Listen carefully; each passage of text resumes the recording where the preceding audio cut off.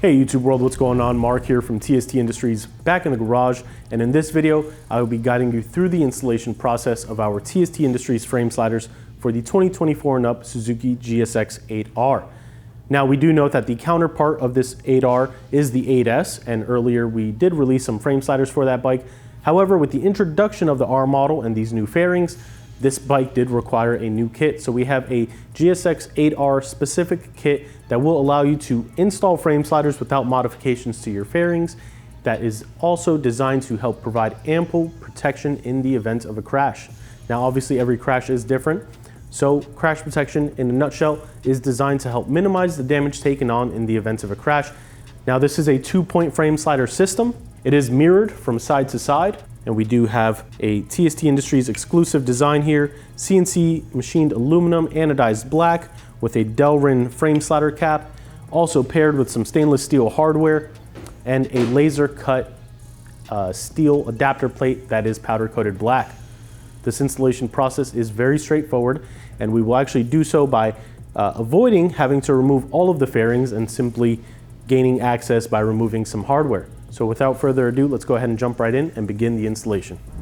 Before I begin this installation process, I do want to mention, you can see here that our bike is completely upright. It is on a lift, but normally we would be doing this installation on a rear stand if we didn't have a lift available.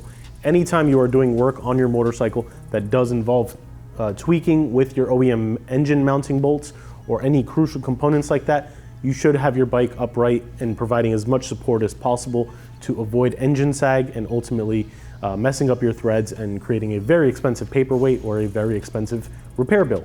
So that is one thing to note before we begin. Now, to gain access to these components, we do need to remove some of this hardware that is securing the fairings in place. On the front side fairing here, we have 5 push pins starting from the very first notch up here, going all the way down on the inner face of this fairing. We are going to remove all of those push pins, and that will gain us access so that when we remove the upper hardware, the fairing can then flex out of position. So like I said, you can honestly feel them. There's one right here where the 2 fairings meet. One on the forwardmost position there. 2 side by side here. And just like that, all of them are now able to be removed. And what we do when we remove these push pins is when they are inserted and locked in place, they are flush like so. Using a tool to release them, we are pressing down on the little piston there that allows you to flex it out of position. Now when we go to reset it, you're actually going to push the piston from the bottom through the top like so, insert it, and then press it flat to lock it in place. So just a quick tidbit, that way you can understand fully what we are doing when we say reset your push pins.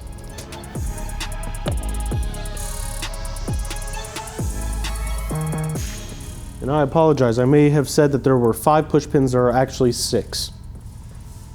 Now with those push pins removed, we can now focus on the upper hardware. In order to remove that, we have 2 bolts located in this space here. They're both stainless steel bolts with a size 4 hex bit, hex key, Allen key. We will remove them. And now on our GSX-8R, you can see the tolerances are a little bit tighter. We do have aftermarket clip-ons on, so the handle positions, instead of being up here, are much lower. Now we have those 2 removed. Now we can grab a size 5 hex bit, T-handle, Allen key, hex key, and we will remove silver bolt located on this tank cover shroud. We have a black bolt located in here. That is a 4. And now we have 2 5mm bolts located towards the belly pan fairing, or on the belly pan fairing. One here and one here. These are sized 5 hex bits. All right. Now, the very last piece of hardware that a lot of people may overlook is right where these three body panels meet, the upper fairing, the tank shroud, and then this plastic gauge shroud. You do have a push pin located on the inner face. If you use a small tool, it's a little bit easier to gain access and free it.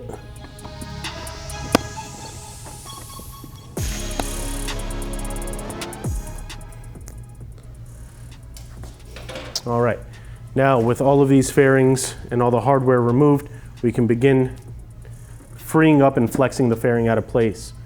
Easiest way to do this that I have found is gently pry outward on this area. These are all just a bunch of slide tabs. And right here, there's a slide feature that actually requires you to slide the fairings backward. So you'll go a little bit back like so. You can see the misalignment there. Pry outward, and then we are going to go forward just a little bit, and just like that, you have now gained access to the engine bolt that is located right behind this panel here. Now we're going to go ahead and flex this fairing out of the way using these radiator tabs as little placeholders, and we are going to gain access to this entire panel here. This is the singular engine bolt that we will be removing. And thankfully, Suzuki does have a threaded hole here, which is something else we'll be working with. Now, on the product page for these frame sliders, there is a PDF that you can access that has an exploded view of the assembly along with torque specifications. And if we take a look at the components in this drawing, you can see here that everything is mirrored, in fact. The only difference is this adapter plate here.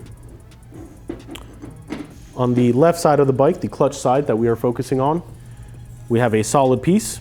And on the right side of the bike, there's a small cutout here that is for the rectifier. Once you go to do that installation on that side, that is going to be the only main difference with the components. So at this time, what we will do is begin removing this OEM engine mount bolt, and we're doing one bolt at a time. So this is a 17mm socket.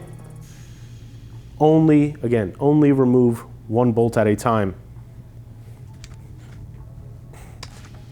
Now, as you remove this bolt, you will notice on the left side there is a small washer in between the frame and the motor mount. So as you're removing this bolt, it will back out and that washer can fall. You can either put your hand like so and catch it now, or fumble around your garage and chase after it. But we will be reusing that.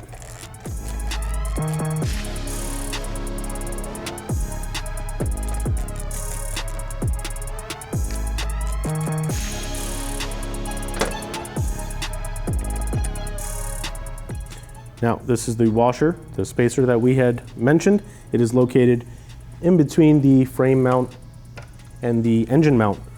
This is the OEM engine bolt. We'll toss that to the side. We are not reusing that hardware. Now we can go ahead and grab our bracket, and we have an M12 bolt included in the kit. We will go ahead and feed the bolt like so, and then we have a small washer here that goes in between this bracket and the frame. Now we will grab the OEM spacer that we removed and carefully position it in place while holding it. As you can see here, I'm aligned, and we will begin threading this by hand. The cardinal rule, always begin threads by hand to ensure you are not cross-threading. Once you have a few threads in place, you can see here we have access to that hole. We will go ahead and grab one of these small M8 bolts that we have included in our kit and a washer that is included in the kit, and insert it at this time. And now the reason we stopped threading the bottom bolt is so that this doesn't become skewed and cockeyed and ultimately create some tension, stress, and then potentially cross thread or damage the bracket. So now we will go ahead and grab our tools. These are both hex bits, Allen keys, hex keys, whatever you have readily available. We are going to be working with a 10 for the larger M12 bolt, and then a 6 for the 8mm bolt. And these both have torque specifications. So let's go ahead and grab our torque wrench now, and we will set it to 63 foot-pounds. And we will grab the 10 hex bit.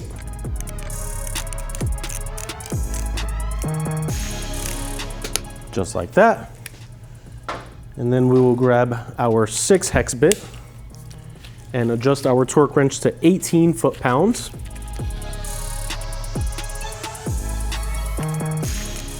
Just like that. Now, with these 2 bolts in place, we are able to reassemble our fairings. We will have complete access to these mounting points, and we have welded on stainless steel nuts onto the back of this adapter plate, so you won't have to worry about fiddling with wrenches trying to secure the nuts in place.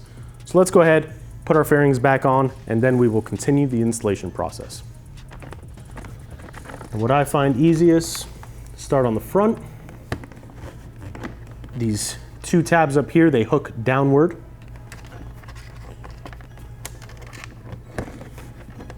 And then we will slide backwards, in, and then forward, like so.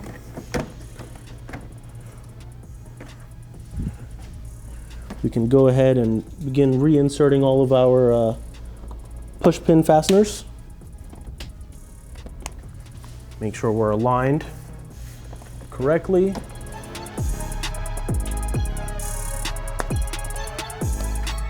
And with the inner shroud in place, now we can secure the upper fairing to the bike. You're just going to press inward, secure those friction fasteners. And you can see here we do still have access to our adapter plate. And now we can go ahead, reinsert the rest of these bolts. The other push pin fastener that goes on this interface here.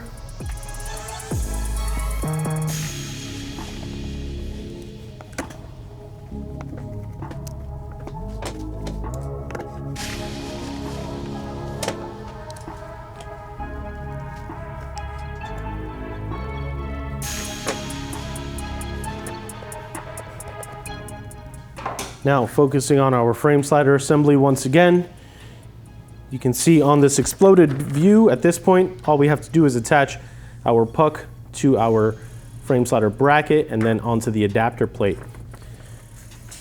The easiest way I have found to do that is to grab the aluminum adapter plate, and we have 2 spacers here. Larger one does go on the back mount, and the larger surface area attaches to the frame slider bracket. And we will be securing this assembly with the 90mm M10 bolts included in the kit. Get a few threads by hand. You can see we're locked in place. And then we'll grab the smaller spacer, again, larger surface on the frame slider bracket.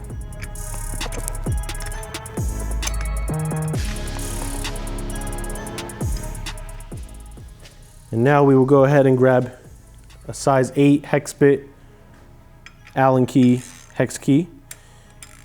And little by little, we will just go ahead and thread these bolts one at a time,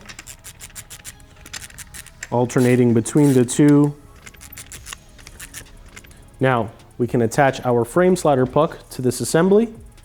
And you can see here, TST Industries is engraved on the puck, and it has a fancy little feature here that kind of self-locates. We will grab the 2 remaining M8 bolts from this side-specific portion of the kit. Grab a size 6 hex bit or hex key. And again, by hand, bottom them out. Just like that. Now with our torque wrench handy, we can go ahead and we will first torque down these front bolts to 16 foot-pounds.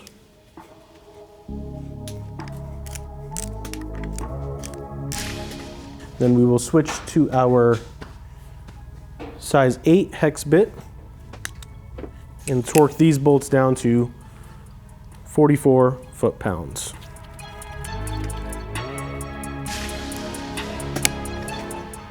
And just like that, this installation is now complete on the left side of the bike. As I mentioned in the intro, the right side is an exact mirror of this, with the only exception being the cutout in the adapter plate bracket and then the small spacer that we removed in between the frame and the engine motor mount. So now we'll go ahead and hop on over to the brake side, the right side of the bike, wrap this up and ready for a ride.